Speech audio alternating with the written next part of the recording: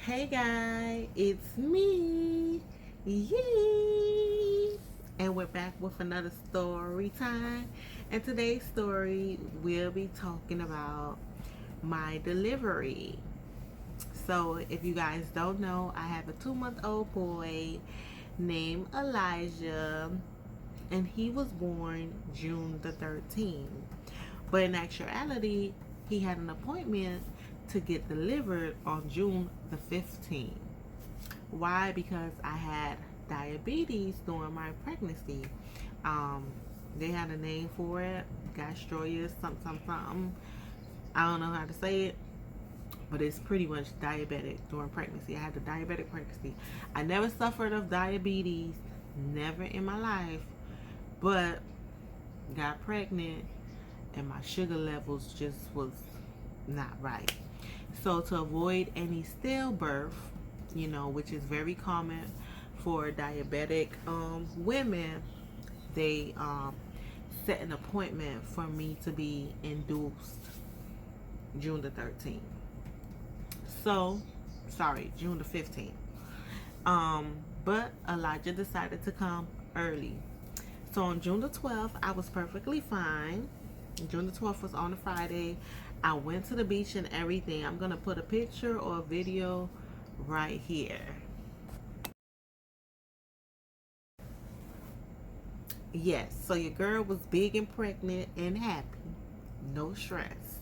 But because I knew that weekend, or that was my last weekend, and my induced appointment was Monday, I was like, babe, we're going to have to walk this weekend. We're going to have to make some love in this weekend because I do not want to have to be induced completely because, my centimeters is not, my cervix is not opening up, you know, um, how it's supposed to, because to be induced, and if your cervix isn't opening up, it's a process. They'll give you a pill, they'll put a balloon inside you, they'll put something in your IV, to have your cervix moving or whatever.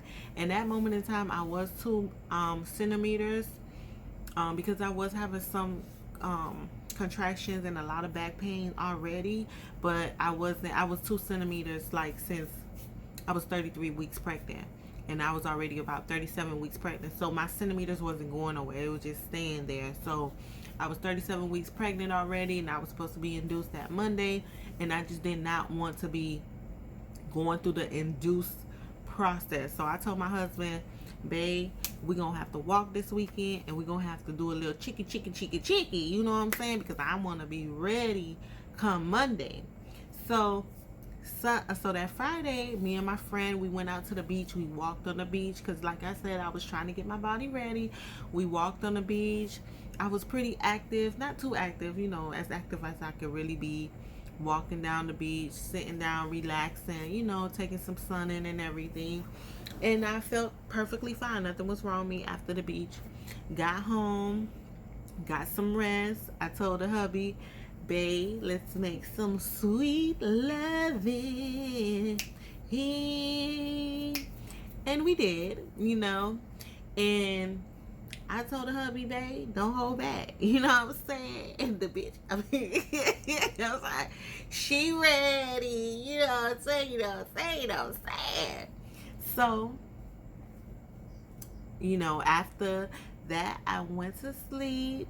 And literally, ladies and gentlemen, or whoever is watching, I woke up like an hour later and I had contractions. But it was normal for me because I was having contractions already, but they typically just last for about 10 minutes and then go away. But an hour went by, and at first my centimeters were like 5 minutes, between 20 minutes apart. But as the hours went by, the minutes decreased. So finally, at 3 minutes apart with contractions, I called my doctor, and now I was in contraction for about 3 to 4 hours. Now I called my doctor. I'm like, hey, I'm having some pain and they haven't gone away. Do you suggest for me to go into the hospital? Because these contractions aren't going away. So she advised me to go, which I did. And when I went in and they checked my cervix they was like, oh, we have a baby coming. So you would not be going home today. So I was like, okay, I took my bags. I took everything that I needed because I kind of already was like, these contractions didn't go nowhere, just in case. She ready, literally. So got there. They told me I wasn't going nowhere. I was ready, so I got comfortable. And then, we went into the labor room. We went into the delivery room, and um, I don't remember they stopped my contractions, but I wasn't in contractions.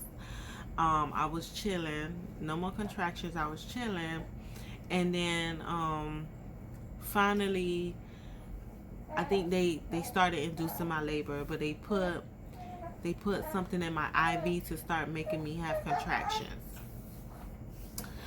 Keep in mind, I am a natural birth. I was not on epidural. I did not want any epidural. So when they put the medicine in my IV, they was like, "You sure you want to be natural? Because once we start, getting this ball rolling and your contractions start kicking in, and you're up to, I think they say 6 or 7 centimeters, we cannot go back." I'm like, "No, I'm perfectly fine. I had all my other children. I have, my oldest children without epidural, and I'm not going to need it now." So, at one point, we're still just chilling there. Time is going, but it's really no action, just little contractions here and there.